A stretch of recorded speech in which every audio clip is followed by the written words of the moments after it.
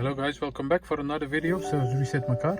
Today I'm going to show you how to service reset a Volkswagen Passat manually. It's a 2015 model and I'm going to show you step by step how to service reset this for yourself.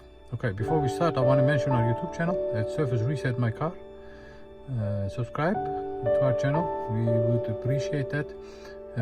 Give a look of our other videos on my channel. There are more than 100 more videos, more model cars on how to service reset that manually.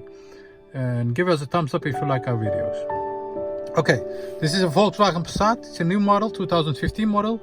Before we start, we turn the ignition off like this. It's all digital now. Turn the ignition off, press the 0.0 button. One moment please. And the ignition is turned off. Press this button, turn the ignition on. You'll get this, let go, the 0.0 button, and press it again, like this. There is another surface for this, the inspection reset, that goes the same. Press the 0.0 button, turn the ignition on, keep pressing that, and wait for it, keep pressing that.